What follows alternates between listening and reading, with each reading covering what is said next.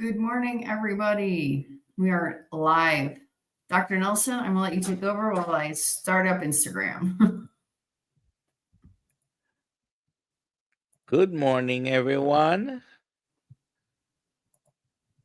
Today is Memorial Day, correct? It is Okay. Memorial Day.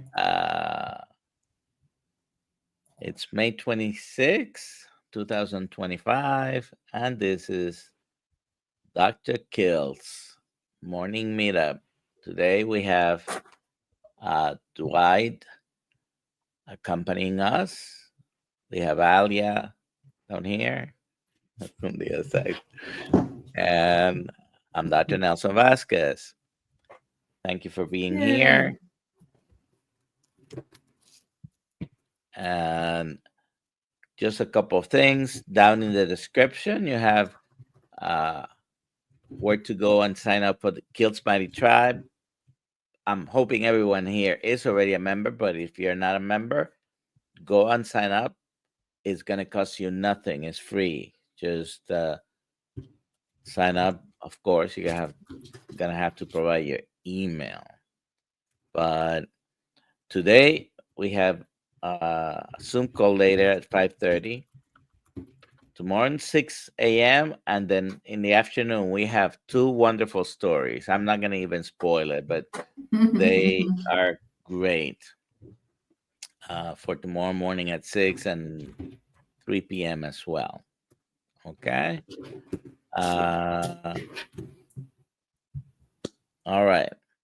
And that's me. That's the Yes. Dr. Kilts. He's still on the West Coast, but hashtag today is Dwight for a giveaway in the Kilts Cup to get a Kilts Cup. There we go. All righty. So Dwight, how are you doing this morning? Yeah, I'm doing very well. Thank you, Dr. Nelson. Where are you located this morning? I come from Six Nations, Ontario in Canada. Okay. All right. And what time zone is that? We're in the Eastern time zone. It'd be the same time zone. Okay. Yep. Right now it's 6:02 in the morning. All righty. Ali, are you at 6:02 also? Or are you? No, I'm 5:02. 5:02. Okay. I'll be 6:02 in November when the time changes. My favorite time of year. So Dwight, go ahead, tell us who you are and what you do, and tell us about your story. Time is yours. People, please, if you have any questions, put them in the comments. If you highlight them with QQQ, that will be great because then Alia can see them better. Also put the hashtag Dwight with the questions. And go ahead, Dwight. Well, good morning. Thank you for having me on today. My name is Dwight Garlow. I'm located at Six Nations. I'm an entrepreneur. I got a few businesses that allow me to do what I guess we're going to talk about soon, which is my time of giving back to my community and my people. I've been a carnivore now for 6.5 years, and for me, that started out by walking into my doctor's office and him giving me the news of I was a type 2 diabetic. And in that same appointment, he had me on or wanted me to be taking 5 different medications as I... 5 new medications in your first? Yeah, 5 new medications for my... Wow. So when I walked in, I was sitting there, they did my blood pressure, and when I left, he wanted me on an anxiety pill. Maybe I made him nervous because I did get nervous because I'm not a pill person. So when he said I was a type 2 diabetic, that kind of it did scare me because I was a medical transportation person. That was one of my businesses. And so I was driving people to dialysis. I was driving diabetics to their amputations, eye surgery. Wow. And that was, to me, one of the worst things you could get was type 2 diabetes. And at the time, I didn't know how to get it or how it comes about or how anyone gets it. Was it genetic? I didn't really have at that time very many family members that I knew that were type 2 diabetic or any sorts of diabetes, right? And so that scared me when I walked in and he says that, and my anxiety, my just went crazy because I'm thinking that I'm going to be getting amputations, right? I'm thinking that um, that I'm getting The complications of diabetes, yeah, and you're that- right. If you have diabetes, those are coming, right? There are all kinds of different complications, but eventually you're at very high risk of getting them, of course. right. And so he also put me on a hypertensive medication, uh, put me on metformin, rapapazole for GERD or heartburn. There was one other one. I can't remember what the other one was, but all in that one setting. So I left that appointment with a prescription for 5 different meds, and thankfully, it was my pharmacist. When I went down to get it fulfilled, which at that time, I still wasn't sure if I was gonna be taking this stuff. I like doing research, so I was gonna research all the different medications that he prescribed me. But my pharmacist, he's the one that told me a little bit more about metformin and how it could, down the road, make things worse, which confused me even more. Like, why would my doctor give me something that made me worse?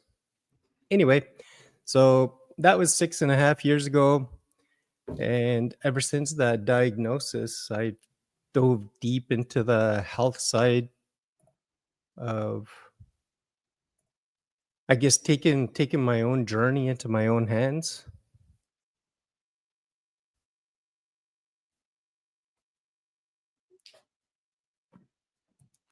And then how did you figure out how to do carnivore? How did that come about? Oh, that started slow. So in the very beginning, I did vegan. Oh, wow. Yeah, I went. So this scared the heck out of me, right? And I didn't know what was causing what. So I went vegan, thinking that was going to help me, and it did. It did. It brought my HA1C down a little bit. But as I was getting more vegan or more into, okay, how much protein do I need? How much do I got to be eating for my all my macros, right? Uh, I quickly learned I could not eat enough vegetation to fulfill my protein needs, let alone my fat needs. My plate, like, you have to eat so much vegetation. You basically got to eat like gorillas do, or horses or cows do, in order to sustain that protein And need, right? are we gorillas, by the way? No, we're not gorillas. Do you No. remember? Do you remember your hemoglobin A1C? Yeah, it was 6.8. Okay, yeah, we're diabetic. Mm-hmm. Okay, and so what did you do after going vegan? It wasn't sustaining you. What was the next change you made? I always said that I was going to reintroduce meat. I thought going vegan was going to make me healthy again. And I quickly, my HA1C did come down, but I could only get it down to about 5.8, and it just wouldn't come down anymore because I was eating massive amounts of vegetation. I don't know if that was the cause of the HA1C staying high, because I fixed everything. I fixed my exercise, I fixed my sleep, which means to me, I fixed my cortisol issues that I might have been having. But so after about, I'd say about 8 months of vegan, I saw an episode of Joe Rogan and Sean Baker. Hmm. So I saw that episode, and during that episode, somebody mentioned something about people getting rid of their diabetes on the carnivore diet, and it was that day that I just flipped the switch and cleaned out the cupboards, cleaned out the fridge, and went and bought some meat. Mhm. and I haven't looked back since. It's been 6.5 So you jump into it. years now.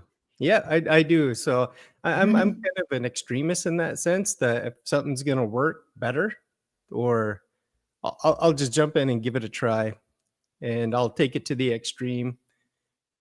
And yeah, my after that, shoot, I got my HA1C down to 4.7, and Wow. that didn't take Wow. long either.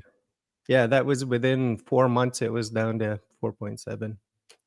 So you But made multiple lifestyle changes. It wasn't just the diet, no, but you mentioned you worked on your sleep, exercise. Basically, you changed everything that we consider lifestyle, including the diet. And then when you made the ultimate change, meaning the last change you made, going carnivore, that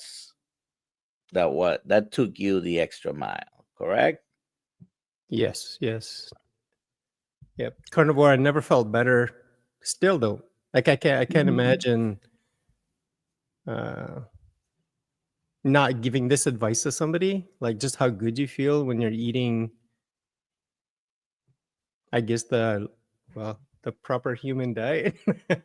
Now you Mhm. you are from Six Nations. You're heavily native of these continents, right?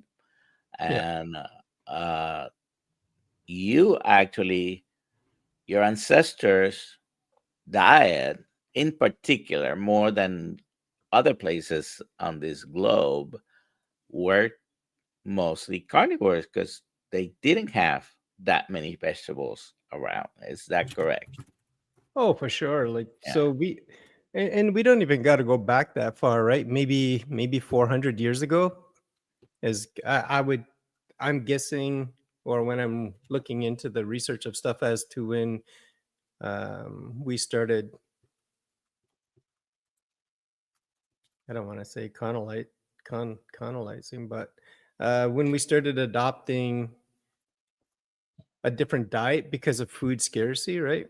But my people right now, what are we in May? So we'd be definitely be eating meat, right? The first berry that our people would have or eaten, or my people would have eaten, would have been June.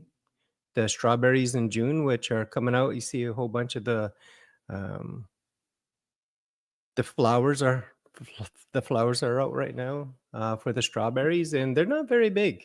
These things are the size of your baby fingernail, Mhm. and it takes a lot To of feel picking to get a feeding, right?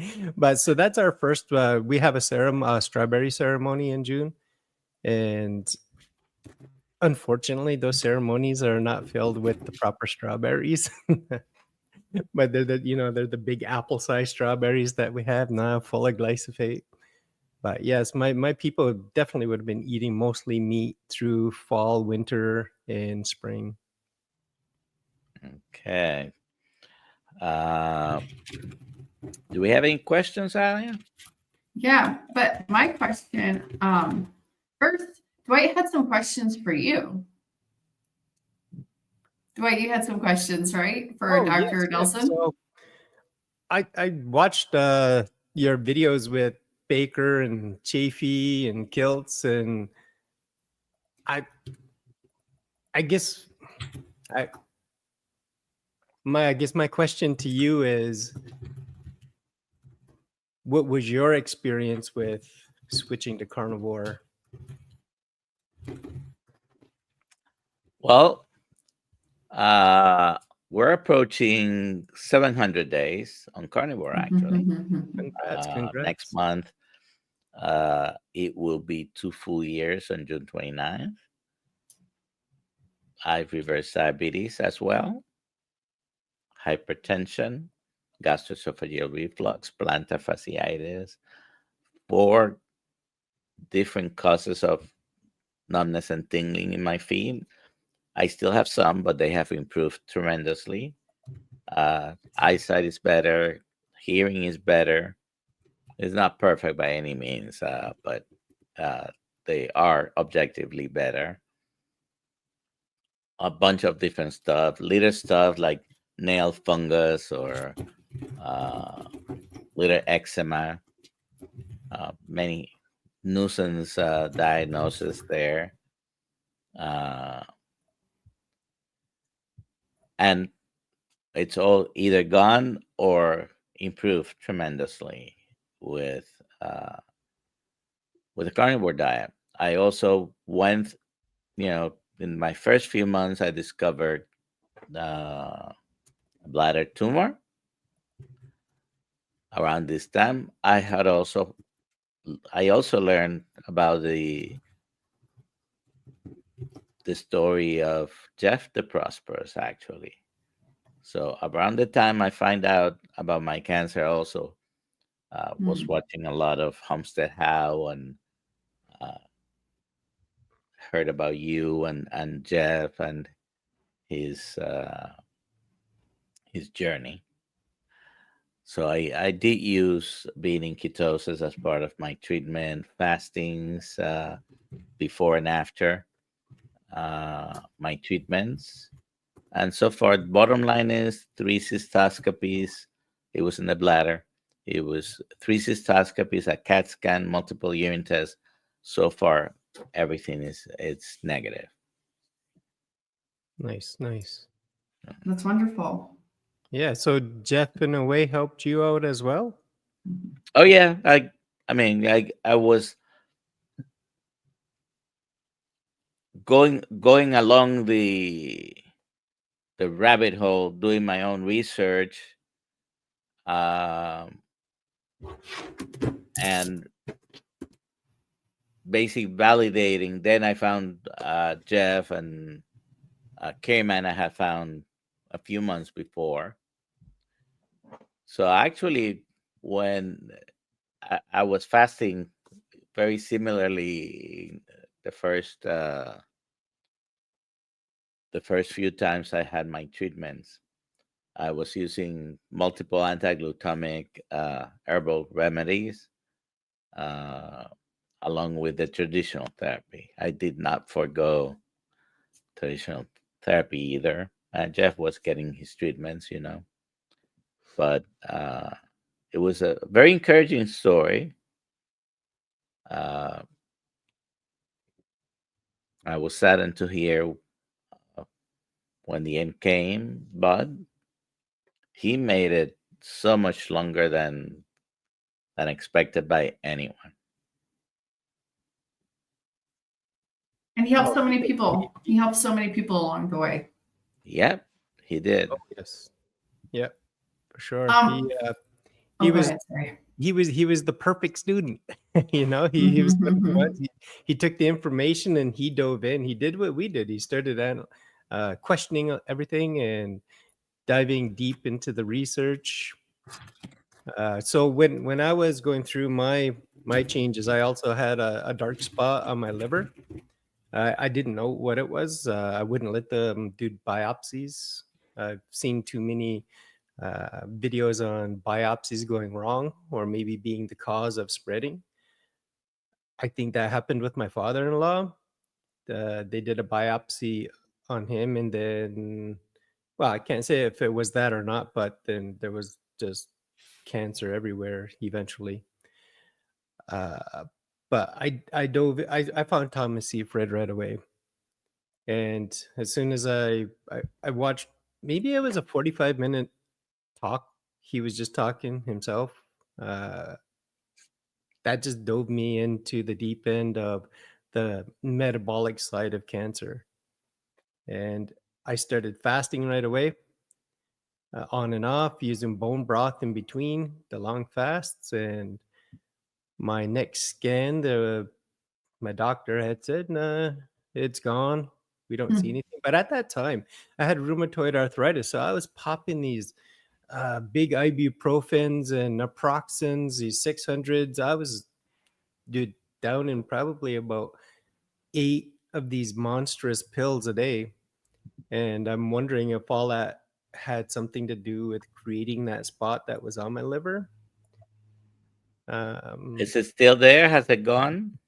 Yeah, it's away? gone. It went away pretty fast because at that time I was switching to carnivore and applying the fasts, and it went away pretty fast. So I can't say if it was a tumor. I can't say if it was just damage caused by all the I keep calling it medication. Um, the poison of the ibuprofens and the naproxens that I was taking, but it did go away. It took about 3 months of lifestyle change. I'm gonna put the address of this article. It's recent from last month, I think. Mhm. Keto diet reveals a new way to starve deadly cancer cells. This is a new study. This one, I think it's a pancreas study, but I'm going to put says Dr. Kills. That was me putting it, but we keep finding this same thing over and over and over. Over the weekend, I was listening to Dr. Laura Buchanan. She was talking about cancer as well, metabolic theory of cancer, and all these things. By the way, she's going to be with us next week. So if you haven't read it, I put the address in the chat. Okay, great. So we do have some questions. So there is a question from Papa Carnivore. Well, we're going to try to get around to all the questions, but I want to ask Dwight these specific ones. Dwight, how many people in your Six Nations community have you been able to help reverse diabetes with their diabetes, high blood pressure, fatty liver, etc.? So locally, it's around 30 locally. I do have a business called the Apothecary, where I have a lot of non-natives that come in looking for some sort of natural remedies, and that's where I help a lot of people, is out of the Apothecary. What I love about all this is it snowballs, right? So knowing the 20, 25 to 30 that I've helped in the community, I don't know how many have gone on past that to pass on to their loved ones, right? But it's high blood pressure, fatty liver. I had all those. Yeah, I had all well, I guess fatty liver happens first, right? When you start becoming metabolically dysfunctioned. Very often, not everybody though. 80% of people with diabetes have fatty liver, and it's all different manifestations of the same metabolic dysfunction. So yes, it can happen, and it's frequently happening in diabetic. Up to 80% of diabetics have fatty liver disease. There you go. And then throw this out there if I can. I have had a guy that came in a couple of days ago to my Apothecary.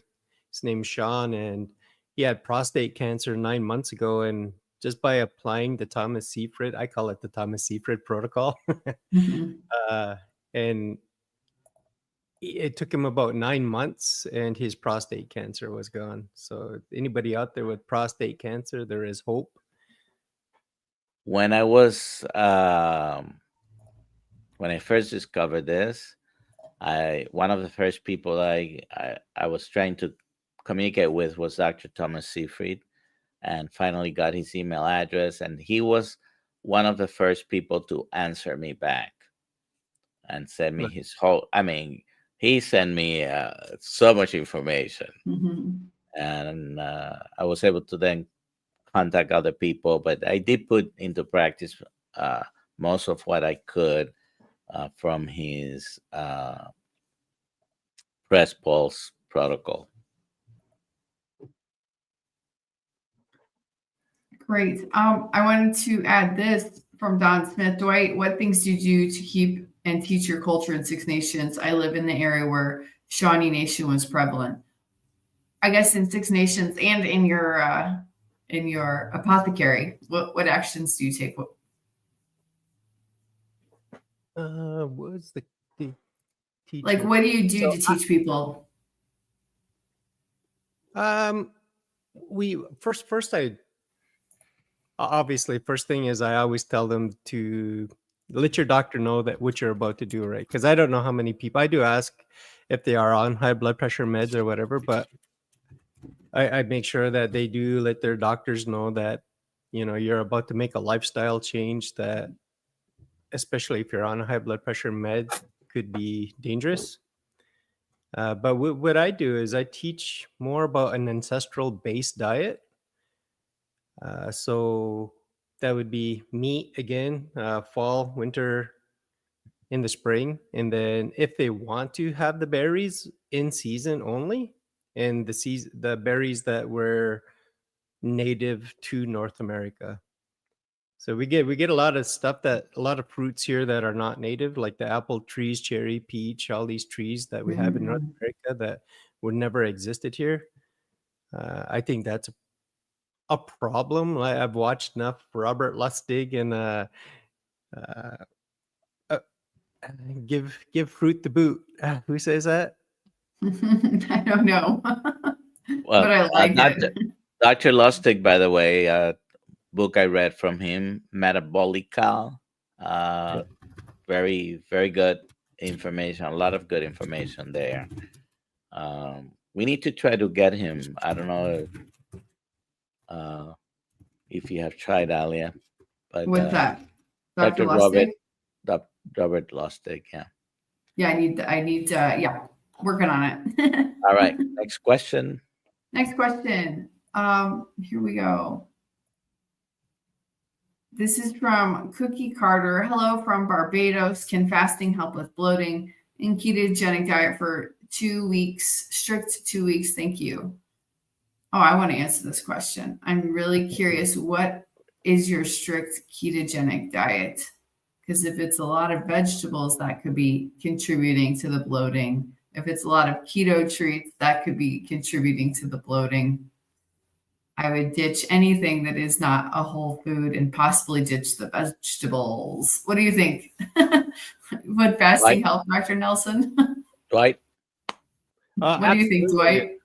If you're doing a ketogenic diet, you're probably still eating some veg, right? And yeah, you're going to get a lot of a backup caused by that fiber. Again, it depends on how much veg you're eating, but you imagine filling your intestines with a solid material like that backing you up, or even the oxidized why can I say that word?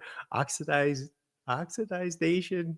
Anyway, of that material, the fermentation process of that material in your gut is going to create a lot of gases, and that would be my first guess is, are you still eating too much veg or not? I guess not too much veg, but are you still eating veg on your ketogenic diet? And that was one of the reasons why I did get rid of a lot of my veggies, because I got bloated.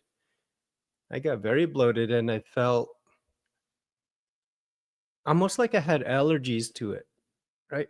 Yesterday I was cutting grass yesterday, and there was long grass. Today I woke up with like these little blisters on my legs that I know I'm allergic to the plant material, right?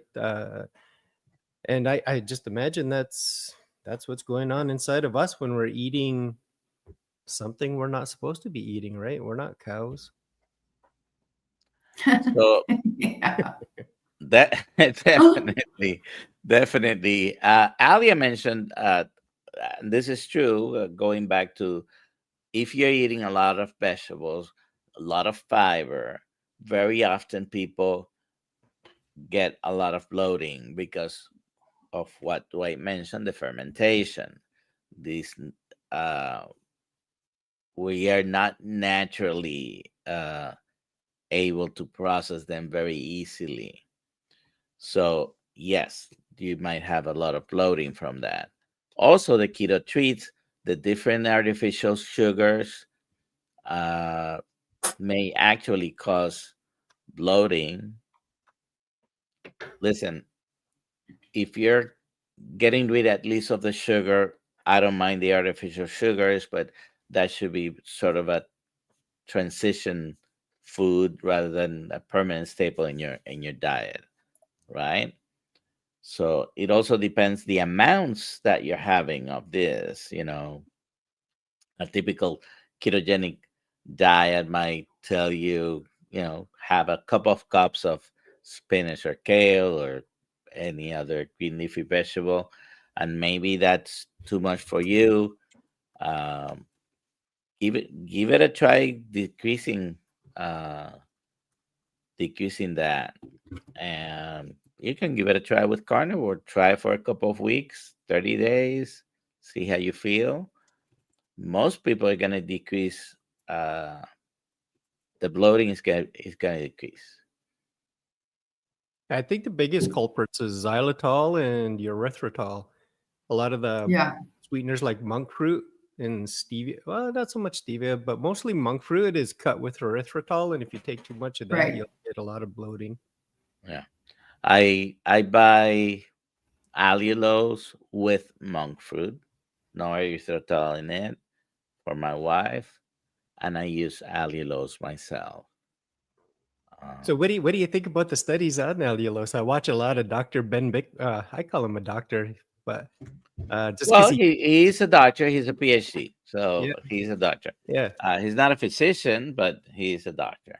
No, but he Uh, refers to himself as a professor, right? But he's a. I'm like, no, he- you're not a professor. You're a Doctor Professor Bickman. That's who you are. I watch him a lot.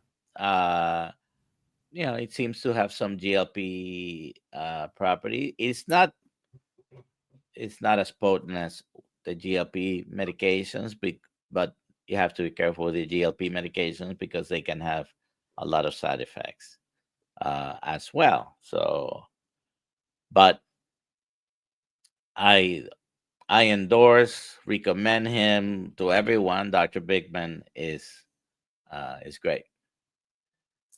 Yeah, he's a lot of good information. Yeah. Let's see. Dwight, are you named like I like Ike? I don't know what that means, but So my dad says that he did name me after the president. oh wow. Yeah. So the There answer you is go. yes. The answer is Yes. yes. Yeah. Yeah. uh it's Julie Marie, strict carnivore. I find it interesting. I no longer need to salt food at all. When I started carnivore, I felt awful without it. Curious why this is. I bet you she was causing an imbalance in her electrolytes. Like, so too much sodium can have a imbalance with potassium, and she could probably have been doing that. But it sounds like she initially needed to do it, and eventually, because Right. And doesn't need it now. I felt awful without it, but then now she doesn't need it anymore, which seems to be a pattern with some veteran carnivores. Initially, they needed much more salt, and then there's decreasing. Some others still use large amounts of. When I say large amounts, some carnivores might use 5 to 7 grams of sodium a day, for example. Uh, Dave Feldman uses up to 12. Uh, so it varies. You find your sweet spot for yourself. I'm glad Juliette Marie found the way she's feeling best. I Great. bet it depends on activity level. Like I'm very athletic myself, and I find I need to be bringing in that salt. I've become iodine, not iodine deficient, but I do also take some iodine because I'm sweating a lot. So I think a lot of it has to do with maybe activity level. I know Chafee, he says he doesn't use salt or wasn't using salt there for a little while, and he was feeling good.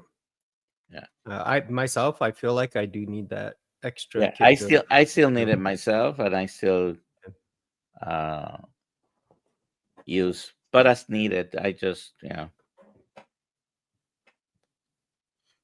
Okay. I just want to add this, Marine, at Sally, my salt needs to change with the weather.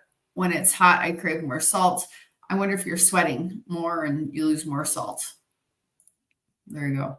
I'm also curious, like if you do carnivore for long enough, maybe you get the salt out of the meat that you're eating, the food that you're eating, and it feels sufficient.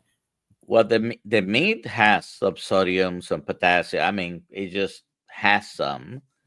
Yeah. But what happens at the beginning of any low carbohydrate diet, you all of a sudden are introducing a diuretic effect with the diet. Not having so many carbohydrates decreases your circulating carbohydrates, which let the kidney know it's okay to lose fluid, and water never moves by itself within or outside the body, never moves from your bloodstream to your cells by itself. It always moves with either or all of them, sodium, potassium, magnesium, creating a differential across the membranes. There's always some type of electrolyte moving with the water. Water cannot move purely by itself. So one of the things that happens at the beginning, and the beginning of a low carbohydrate diet could be years for some people, where they continue to release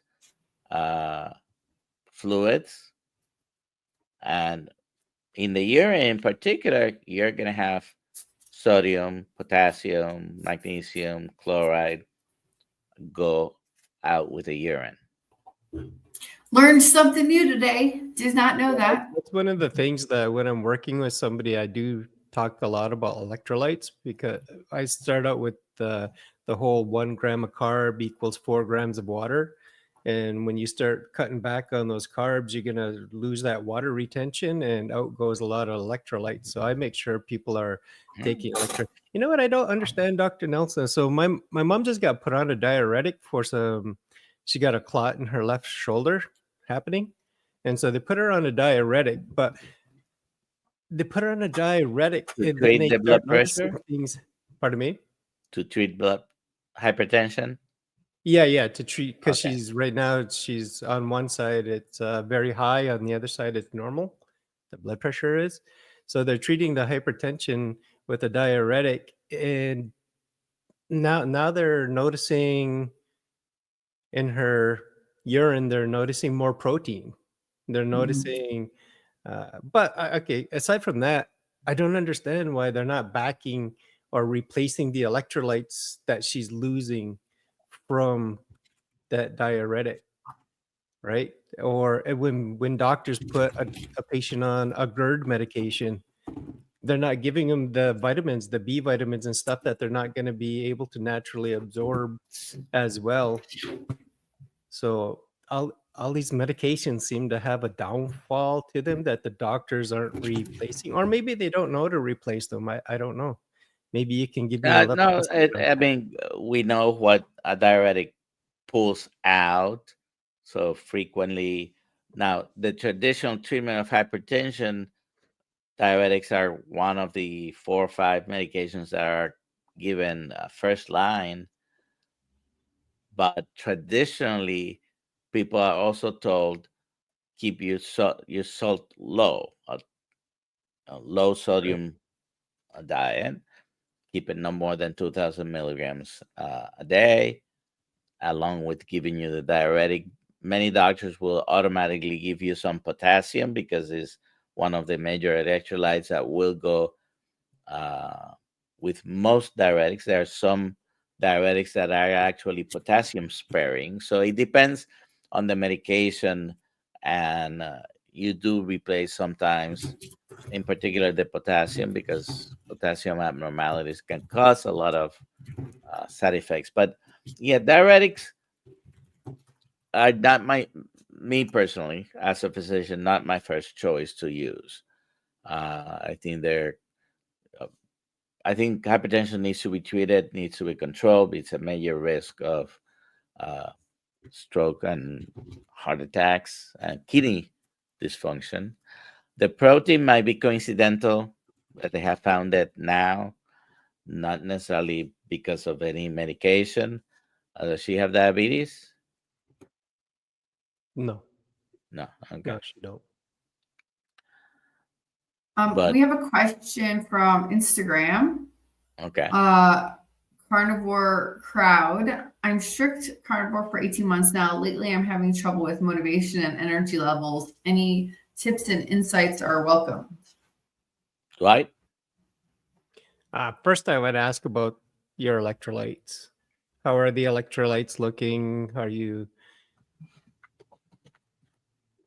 It's a frequent cause if you're on a carnivore diet, even a low carbohydrate diet. Fatigue sometimes can be easily fixed with the proper electrolytes.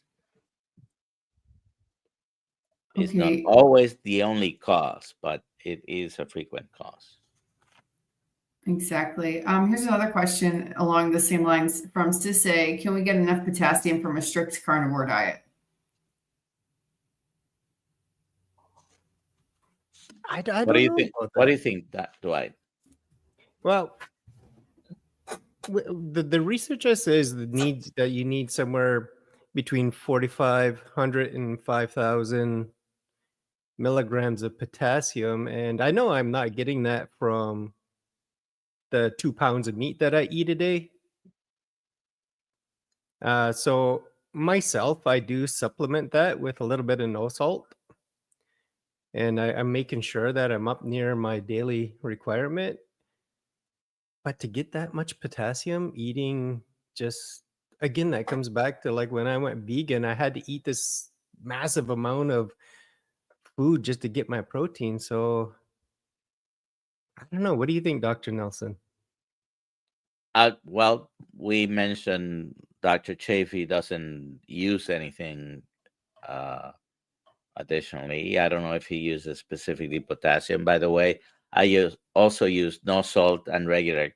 I don't buy prepackaged electrolytes necessarily. I have done it in the past, but I use a little bit of no salt. Sometimes I have used exogenous ketone salts that have potassium.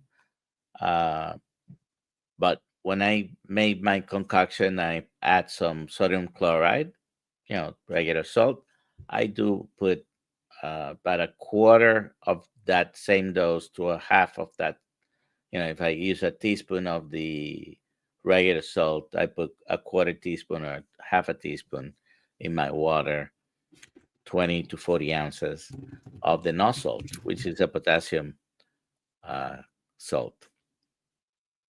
But don't do it to excess my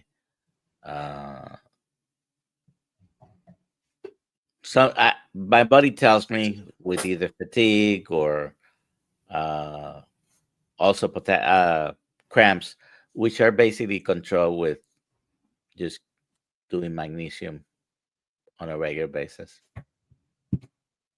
Great. Here's the next question. Lynn J. Dwight, please let me know what supplements you would recommend for a beginner on carnivore. So is this if this was somebody that was a beginner to a new lifestyle change as well, I would recommend I recommend 4, and that's D3. I'm assuming that they're coming off of a Canadian or American food guideline, the SAD diet. So I'd recommend D3.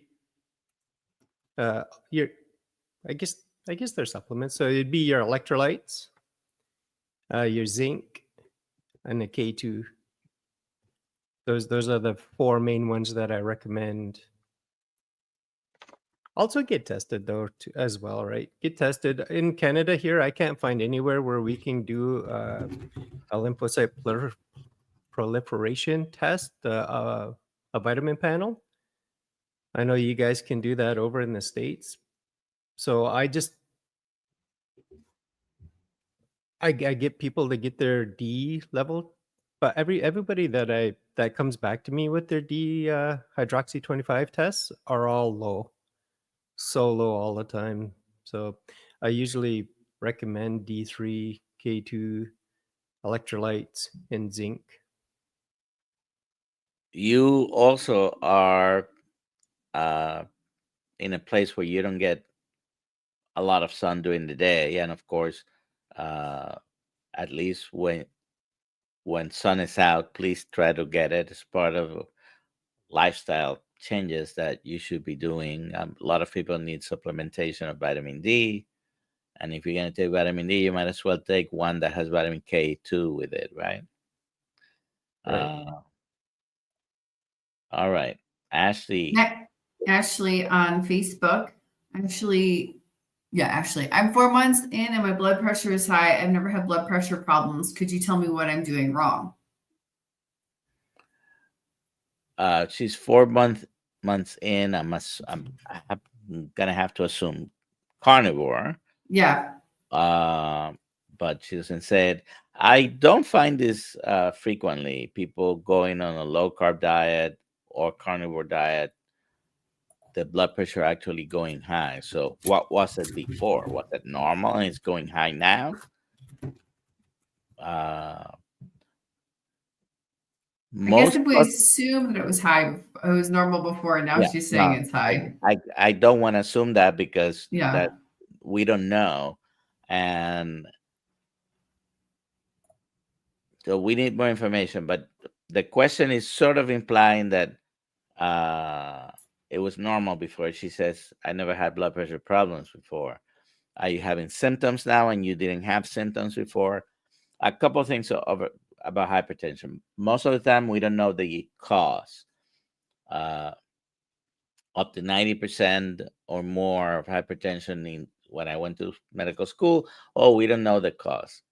It seems that the cause is a chronic excessive carbohydrate consumption. Okay, that's what the cause for most people with hypertension is. Too many carbs. Okay, and there is a 5 to 10% other causes of hypertension. Okay, you need to find out from your doctor. Your doctor should be curious if your blood pressure is not being well controlled, to find out if there are other causes of hypertension, kidney problems, any aortic problem, any circulation problems. Do you have any tumor secreting catecholamines or cortisol, hypertension, thyroid problems? There are multiple other specific and treatable causes of hypertension. You need to have that checked. Okay, great. Yeah, she says strict carnivore for 4 months. I have a very nice comment here. Susie Sky says, "I'm Shawnee. Great to see an Indigenous carnivore authority. Yay!" We need more. My people are so sick, and we get sick so easily. And after watching Ben Bickman, I believe it's because we have such a low fat threshold, or we did generations. We were a very thin race, right? So I think we still have that, because you'll see a lot of people in my community. They'll be thin-legged, thin-armed, but have the like the fatty liver look, the belly, the visceral fat look. And I think it is because we have a very low fat threshold. We get sick very easily, and we need more people like myself out there talking and trying to catch this early. I was just talking with somebody yesterday while I was cutting grass. They came over to say hello, and he was talking about his son and his son not feeling well and whatnot. And so they went from boob to formula to apple juice to milk to orange juice for this kid, right? And I was explaining to him like insulin. I talk to people a lot about insulin and how quickly we become sick. So here's a question or a thought for you, Dr. Nelson, is we make our kids pre-diabetic so early in life, or even I'm quickly learning that insulin resistance actually isn't a term and doesn't exist. And I'm having problems with that thought because I've been watching Ben Bickman for so long. But after watching Richard Smith and him explaining insulin, it's all hyperglycemia, right? But we get these kids pre-diabetic or insulin resistant even before they get in their teenage years, when they naturally become insulin resistant. So what do you think happens there? Do they It's all come in the diet. It's all in the diet. Our diet nowadays is full of ultra processed foods, which is a lot of fructose, refined sugar. Okay, and all of a sudden, you look at your diet and your ancestors go back only 150 to 200 years.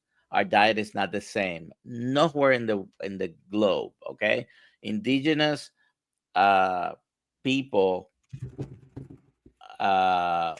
have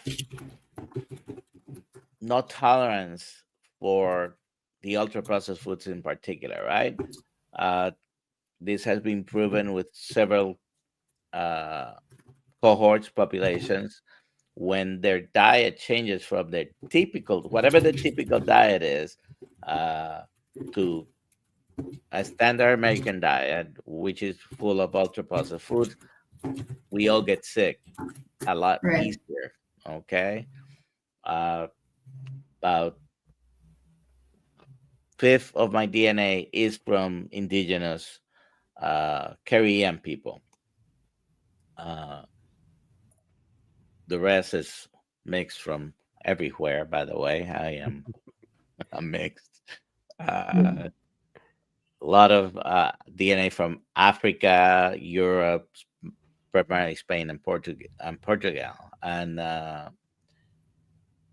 we don't tolerate these changes to this modern diet very easily, and makes us sick. And insulin, yes, it's at the forefront. It's not all hyperglycemia, because this is what happens. The insulin keeps going up, okay, trying to counter the excessive amounts of glucose in our diet, and it does a good job at doing that until it doesn't anymore. That's when your blood sugars start rising. So before there is even hyperglycemia,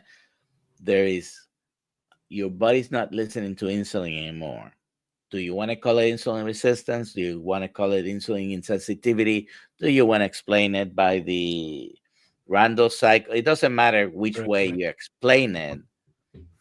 You're putting too many carbohydrates in your mouth, excessive amounts, and that snowballs.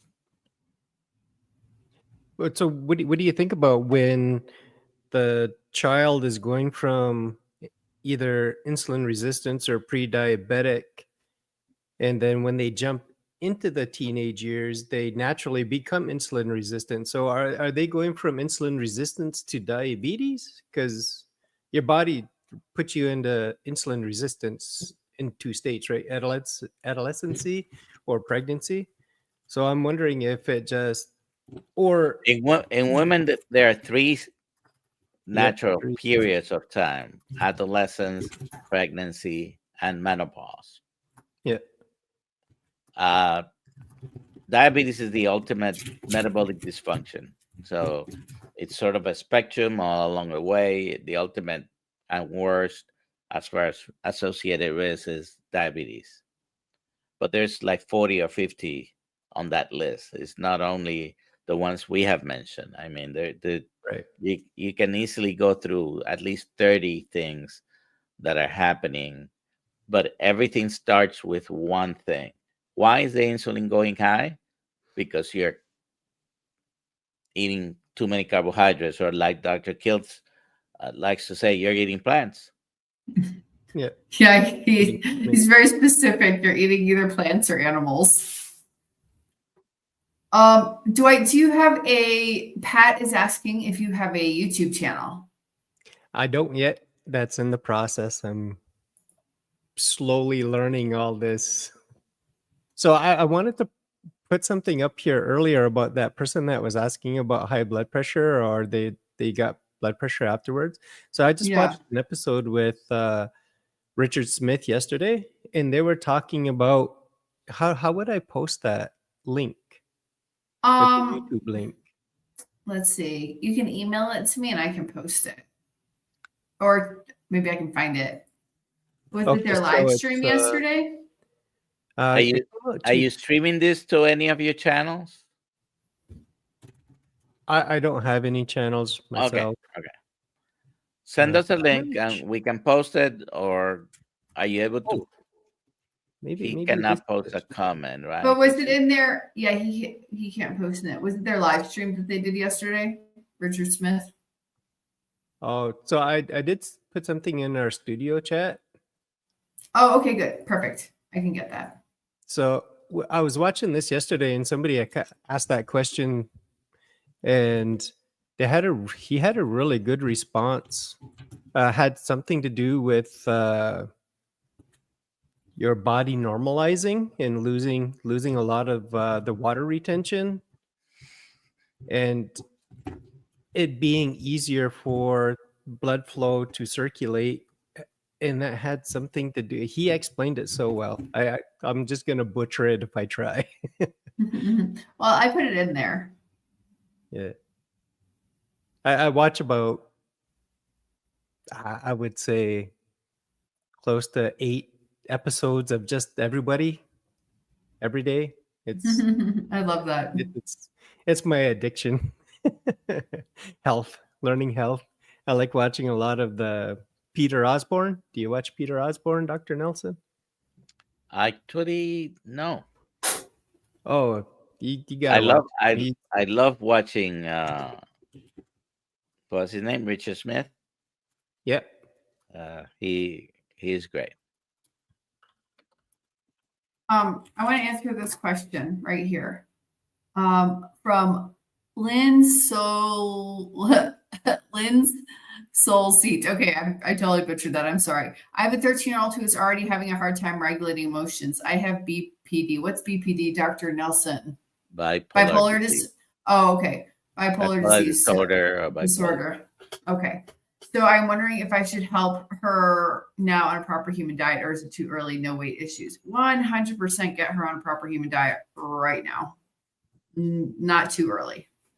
And if you're here and you're not mentioning if you're carnivore, but I'm going to say it if you haven't heard it before. There are 2 books out there written by both Harvard psychiatrists, Brain Energy by Dr. Christopher Palmer, and Change Your Diet, Change Your Mind by Dr. Georgia Ede.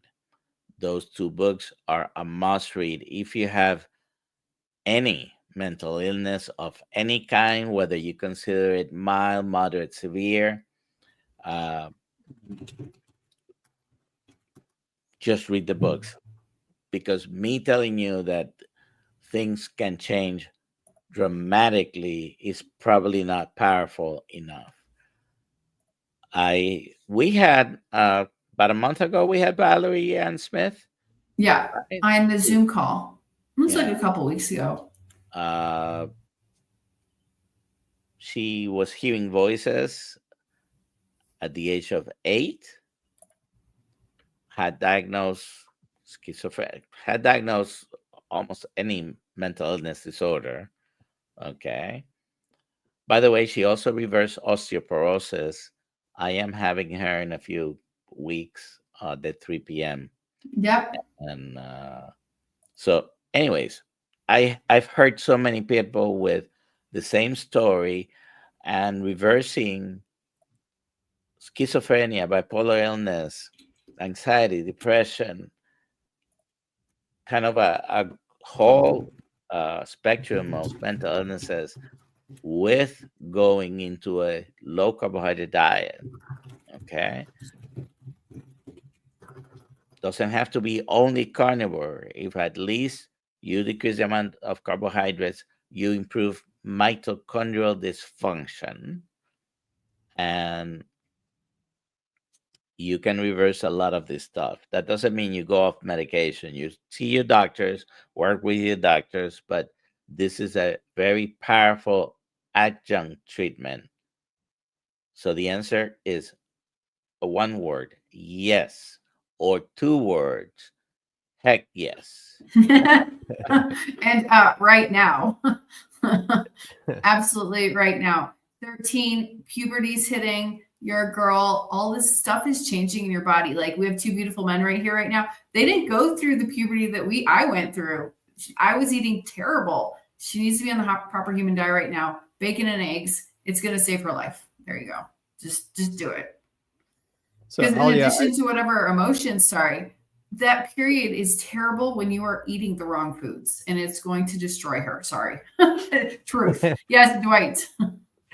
So that third link that I just posted in our studio chat is Dr. Osborne talking about also the gluten effects of bipolar, or gluten causing bipolar, and how and why.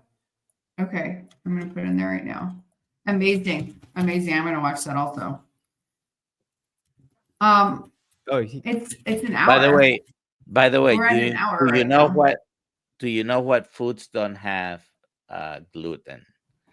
My favorite food to eat that is gluten free. Meat. True. I want to make a quick announcement. The team here, we're working on the Kilts Health Coaching Certification course. I have a survey that I'm trying to get some more answers to. I would love it if everybody here could just take a second after the live stream and fill out the survey. I'm copying the link. I think that should work. It's a Google Doc form. Oh, it's not letting me do it. Let's see. So what is this that Dr. Kilts is doing? We're putting together a certification course to become a Kilts health coach. So to become a health coach. Yes, I'd like that. I still get a lot of people, because I don't have that certification, question, do you know what you're talking about? Right? They don't take into account the I just got over 7,000 hours of videos and research and stuff that I do. I just got over that a couple of days ago. So they don't take into consideration all that time and effort that we put into this. So I'm looking to get certified is what I'm. Well, as soon as it's ready, I will let you know. Awesome. Keep watching the channel. Are you a Kilts Mighty Tribe member, Dwight? Am I? I'll send you the link. It's free. I'm a member with so many. It's free. You don't have to pay anything. It's free. So I didn't realize the time. Yeah. Oh, yeah. Sorry. It's we couldn't even get to all the questions. It's time. We got to do the giveaway now. Where is the giveaway? Oh, I gotta give me a second. Yeah, I got one of those cups. Before that, June 7 is approaching very quickly. Oh, yeah. Mm-hmm. And what do we have on June 7? June 7th is a meetup in Seattle, Washington. Dr. Kilts, the Healing Humanity team, Bella, Dr. Baker, Dr. Nelson, of course. And you might see Dr. Baker lifting Dr. Nelson. I don't know. Please, oh my God, can you please make that happen? Please make that happen. Oh my gosh, we need a video. Chest press. We gotta make that happen. June 27, we're gonna be where? Be in Boston. So that is Dr. Nelson, Dr. Kilts, Dr. Boz, Professor Thomas Seyfried, myself. I'll be there. And we have Amy's going to be telling her story. Amy Perrin, Diane Ladd's going to be telling her story. So make sure you're there. It's going to be at the Westin Copley Place in Boston, and lunch will be at Fogo de Chao, which is in the same building as the hotel. And the tickets are for sale. You go to kiltsmeetup.com and you can get your tickets to both those events. I've been at that Westin. Is it? How do you like it? It was a long time ago. It was like 1989, I think, but 1990. Maybe they did some upgrades since the, what is that, 35 years? I lived in Massachusetts 8 years, and anyways, it was nice. So let's do the Nice. Oh yeah. giveaway. Okay. So we got it. So I have the thing on my other computer. I'm trying to switch it over. Oh boy. I don't know. Let me see. I hope I can do this. 1 second. Give me a second. Do do do do do do do. Let's. I hope. Oh man, I am streaming from one computer, but I put the giveaway on the other computer. So, uh oh.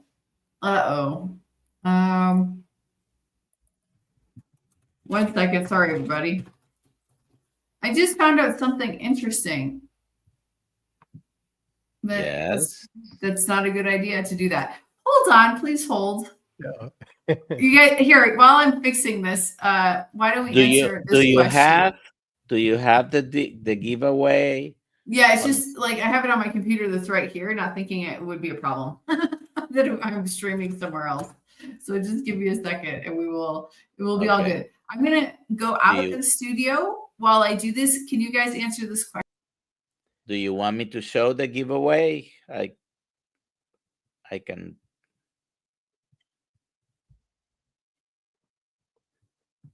Okay. Does uric acid go up on carnivore? This is the conventional wisdom. Dwight, what do you tell patients about uric acid? My uric acid level on carnivore went down. But what I do know about uric acid is for every 1 fructose molecule that is created, you create 1 uric acid molecule. So where does fructose come from? Fructose comes from fruit. Well, again, plants, but fruit and high carb diets, sugar. Sugar is made of fructose, right? Half fructose. Yeah, the table sugar is half glucose, half fructose. Yeah. So basically, it is more uric acid producing probably than any meat ever is. So one of the things that may happen with most carnivore diets is you could have people with gout seems to have, for some reason, more uric acid production, and they're more sensitive to uric acid being around and precipitating and causing gout. You could have a transitional or transitory elevation of uric acid. Most people goes down. I always give the example of I have a cousin who has gout and he kept calling me, I'm having this attack. So I said, cut the fruit, cut the juices. If you're eating organ meat, maybe that is a high purine group. Don't eat the organ meats. Keep eating the steaks. He hasn't had one more heart gout attack since he cut down on the fruits. He kept eating meat. Okay, maybe they're do a little bit of research. They are high purine producing foods, moderate and mild groups. The number one thing that is never ever mentioned there is the fructose. Fructose produces as much uric acid or more than any meat would. Yeah. So All right. So uric acid, too much uric acid as well can be a reason for high blood pressure. Yes. Okay, let's do the giveaway. Drum roll. For a Kilts Cup. Who's put in today? Rhea Hawkins. Congratulations. And I like what it says. Count your blessings, not your problems. Love that. All right. Email me, Rhea at alia@drkilts.com. You got to spell out doctor. There you go. email me Yeah, your Ryan, address. these cups are amazing. I got a cup when Kills was there Awesome. for my my meetup that I had. And love that. they are, aren't they crazy? They're so nice that he makes them, right? Yeah. This is a smaller one. He has some bigger ones. And other, I think by that the they way, get the smaller one. They get the smaller one. They get the espresso cup. yes. So They there and you if go. you want, you can go to kiltscups.com, right? That's right. Kiltscups.com. All right, everybody. Well, that was a fast 70 minutes. That's all I Thank gotta you. say.